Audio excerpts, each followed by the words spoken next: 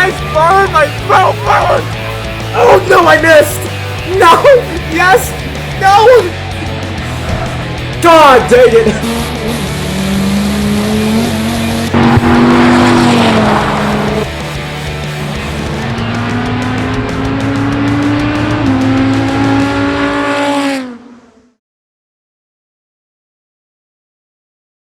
Hey everyone, welcome back to Need for Speed Hot Pursuit Most Wanted. Let's do another event here. Ooh, Sidewinder, please be a Viper, please be a Viper, please be a Viper. If you're Sidewinder, you gotta die. Fart you. God dang it, Bob. Let's take the Jag. The Jag. Let's see what color. I want a blue. I gotta make myself feel better because it's not a goddamn Viper. I'm gonna take out the Jag. God damn, I'm so mad! I'm mad! It's just unforgivable. You have an event called Sidewinder and it's not a Viper event? You suck! Okay. At least it could be fun. Could be fun, though. Alright, let's see. So, well, I say it could be fun. I just remembered it's a time trial. This won't be fun. Just hope this thing is fast. And handles good. Okay. Kind of like the Charger, where it's a little lethargic, a little bit hesitant to rotate, but if I just rotate the Jag a little bit earlier than I'm normally used to, I might be able to negate that, make it handle better. Good boost. Full boost sounds good. Let off. Good here. Careful. Okay.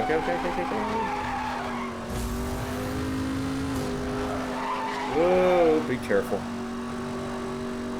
We were here with the... I don't remember what the car was. I've already forgotten. Yeah, I don't remember, but we were just here on this route. I love these early XKs. You know, for a time, I really believed that the XK looks better than the F-Type. And now, I don't believe it looks better. I do think it looks as good, though. Because my one... Though the F-Type pulls it off, one of the few cars I think that does, my one gripe for a long time with the F-Type was that it had a pretty... This is going to sound bad, but it had a pretty flat butt. And what I mean is, you know how the Viper has a ducktail spoiler? That integrated ducktail spoiler, that little kick-up at the back? I like that in an FMR car, because the front end sunk down. It was angled down, and then the rear end kicked up. So it adds a really, really nice athletic look to it, and I love sports cars that have that, supercars that have that. And cars like the F-Type, cars like the Mercedes-AMG GT, for example, don't. The back, you know the bangle butt that they talk about with a lot of BMWs, especially like a 6 Series? A lot of... Ooh, Super Series, we're so close. Cars like the AMG GT and the F-Type have that sort of bangle butt where the sides fall down. They kind of like has a stroke. The designer has a stroke through the middle of it, and then it falls off. Well, that's the entire rear end when it comes to things like the F-Type, like the AMG GT. And if I'm honest with you guys, that's not my preference. I prefer... Whoa! That's out! Yeah, anyway, I prefer that kick-up. I prefer a flourish, right? A flourish at the end. I like that. I prefer that personally. And so that was one of my biggest gripes with the F-Type Coupe, for example, and then maybe the normal F-Type, is that it didn't have any flourish at the end. It didn't have a kick-up, no ducktail spoiler, nothing worth writing home about anyway. Whereas the XKR doesn't really have it either, but because the roofline gives the back end a little bit more room to breathe, it doesn't drop dead. It doesn't drop flat like it does on the F-Type. Like it does on the AMG GT. And I know some of you are saying, yeah, because he's going under the F-Type Coupe has that speed-activated rear spoiler. Yeah, it does. At above 60 miles per hour or something, when you're pooling around town, no. Okay, Chrysler Crossfire. That, where it has that flat, droopy rear end, no kick-up, except for the very F-Type-like speed-activated spoiler. Same thing. I prefer a kick-up. Like, if it were me for the Crossfire, after the first few months of ownership, I'd probably just force it up all the time. Just because I prefer the way... Holy God, this is almost hitting 200. Jesus! 5-pot moves. Anyway, I'd probably leave it up all the time. So getting back to the XK, with the XK, because of its more, shall we say, relaxed roofline, oh, I forgot how cool this part of the map was. It doesn't have the flat rear end like the XK does, and so as the F-Type does. And so for a long time, yeah, I did believe the XK looked better than the F-Type on that pure principle alone. The rest of the design, not so much. Comparatively speaking, I still love the rest of the XK. The face, the silhouette, the rear, the headlights, sorry. Or headlights, plural design. Love the way all that looked, even still. But specifically from the rear, I really did think the XK looks quite a bit better than the F-Type. Now, not so much. I've seen an F-Type in the flesh. I've seen a few more of them in the flesh. I think the F-Type definitely looks better. But the XK is still a really gorgeous design. I'd be more than happy to have in my driveway. Not to own, but as like a press car or something. As if a friend had brought their XK, I'd be super happy to have that in my driveway and take photos. Super cool. Go. I can't see. I couldn't tell. I knew the highway cut back the other way. I just didn't know when. There you go. You know, for as fast in top speed as the TTRS is, it doesn't actually feel that fast. At least when it's off NOS. It feels kind of slow. How much? Okay, I've got a bit of time. Got to build that NOS though, so I actually have a lot of time to play with. Oh, because now we're in third. First is even further away. Oofle McGoofle. Keep the speed up. Minor slide. Yep. Okay, never mind. Hit me. I was hoping for a speed boost. Once again, feeling like Brendan Fraser in Looney Tunes Back in Action when they're at the casinos. Hit me. And then Silicoop Sam says, "Hit me, dag nabbit," and then gets absolutely pummeled with a mallet. And then Brendan Fraser's like, "Hit me." Very much afraid that he's going to get pummeled with a mallet too. I'm not sure if I love that movie as such, but it definitely holds kind of a special place in my heart. Definitely in my brain.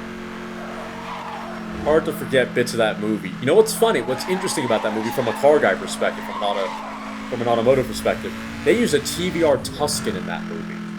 A TVR Tuscan. How in the Sam hell did they get a TVR Tuscan in the US? I'll never know. I will never know.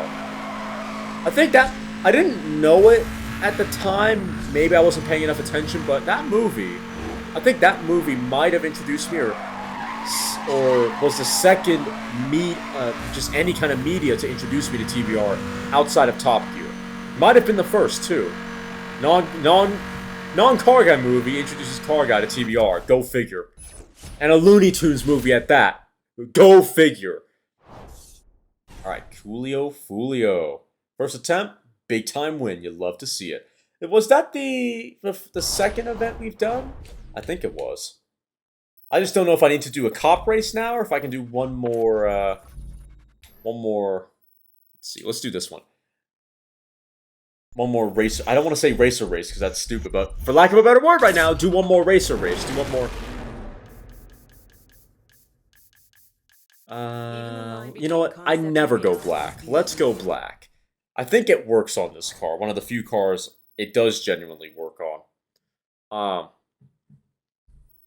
Yeah, do one more outlaw race, I suppose. I really want to try that challenge. I really want to drive that challenge. I know it's going to sound basically the same as the Charger, but I want to try it anyway. Skipple Whipple! Here we go. Now, will it be as fast as the 911, especially that Targa? Because I believe it's a Targa. I don't think so. I don't think it's going to be as fast as the Targa, but... well, it probably will be, because this game's, not that realistic, but... here we go. I have got a NOS, so I do not get pummeled in the butt by that GT500. Do not hit me in the butt. Do not. I need the spike strips now. then I can... Oh my god, I wasn't ready. Bam! Fort you! Hopefully that'll screw over some of my... Yep, some of my opponents. Ah, another one just joined the fray. You're annoying saw. Cool. I just gotta stay away. Why are you running out of speed? Gain! Gain! Accelerate! Accelerato! What the fart? I didn't even touch him. I wasn't that close. I'm gonna let... Watch this, watch this, watch this. I am gonna... Please stay close. What I was gonna say was I'm gonna stay close. I'm gonna hit that Gran Turismo. Wow, it's getting ahead of me. And then just retake it out of ease. Good, you missed. Y'all aren't hypocrites. But obviously, you know, the only reason they're doing that is to stop us. So, and the reason why I make that distinction is just because if you look at certain media, like My Hero Academia, for example, right? Most of the villains' whole unrelated car topic, or unrelated to any car topic, but part of the villains'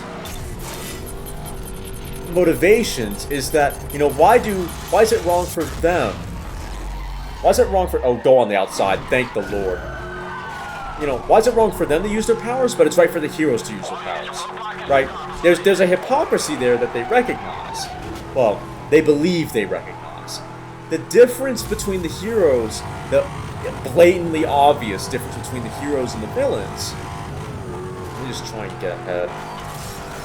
Please hit it. Oh, you forehead. They did! They suck! Thank you. You're a trash panda.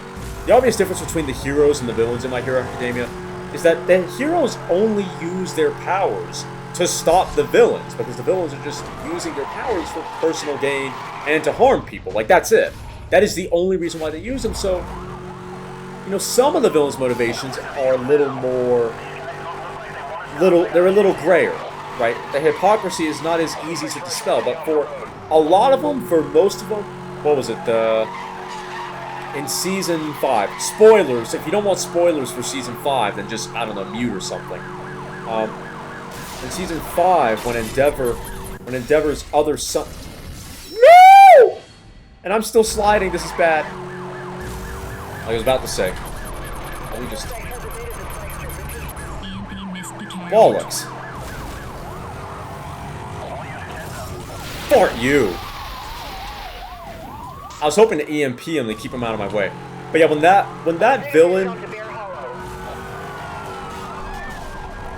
villain takes over the white lines on the road and then takes Endeavor's other son that's not Shoto, that's... I think that's, I almost forgot what I was talking about, what my point was. That's a clear case. Oh yeah, that's a clear case of using their powers just to harm someone. That's it. Nothing more, nothing less. So that's the obvious hypocrisy. And that villain doesn't really care if you... What? How am I out of EMPs? Oh, I was gonna hit him. Shoot! I just did not react fast enough. Holy god. Okay, thanks for the speed boost. Damage is getting a little worse for wear here. Not many miles to try and bring it back. I don't have any fancy schmancies at my disposal. Did I get both? Ah! I should have done. Holy god, I did. Holy crap, I did! Hell yeah, now I just gotta keep the foreheads behind me in check. Let's nos out of their lives. Woo! Yeah, so that's a very clear example of that villain just using their powers for bad.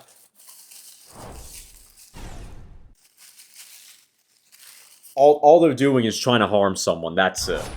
That's a very clear difference between Endeavor using his powers to help others. Mad pandas. I was hoping. Okay, let's do a cop one here, because I think we did 2 or 3 So we can do a preview or an interceptor. Let's do a preview. Yep, clear example of him using his powers just to save others. That's it.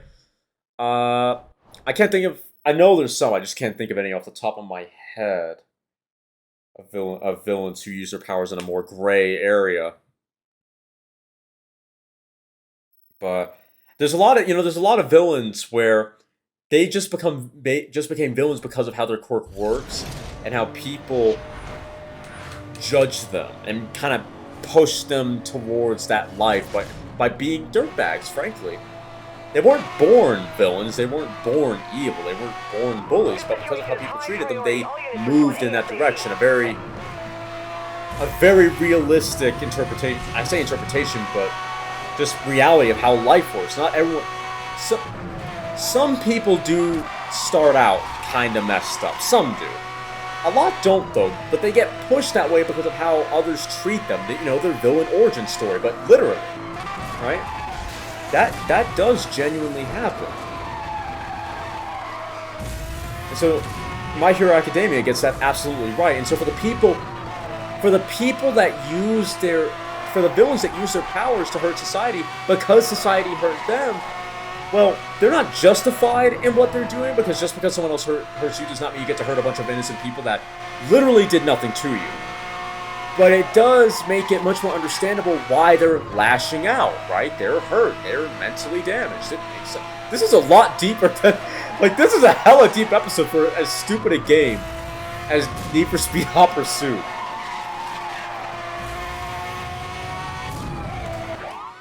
Jesus. But yeah, my point in the distinction was that there's a difference between doing something bad. Now, not that two wrongs always make a right. A lot of the time that's not the case. But there is a genuine difference between doing something bad for the sake of doing something bad, like just because you can, and doing something bad merely to stop someone else from doing something worse.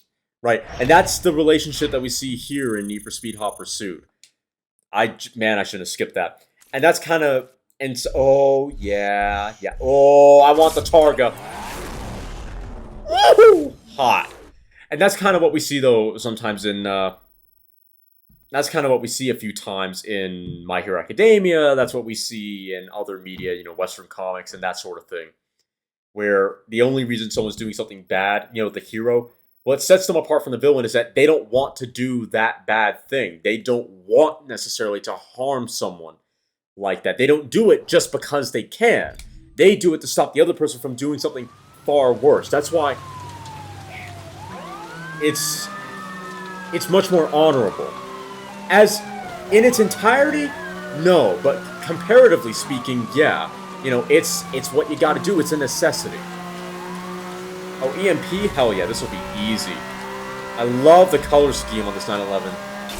On this 911 Targa. Just so attractive. Borderline sexy, for sure. So are they dead? Okay, I wanted them to be dead. Not gonna. Just gonna see if I can keep my speed up. Damn it. I couldn't make up my mind. It's like, I was like, I don't want to hit the dirt. How did they get jammed? Oh. I know how. They've got a jammer on board. You 3-ton forehead. Get ready to get boofled. Inside, please. Here we go.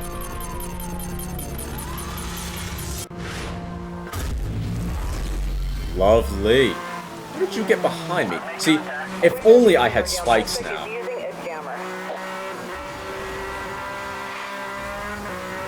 Full speed, come on. Just gonna... I can't. I was gonna say I'm just gonna use it.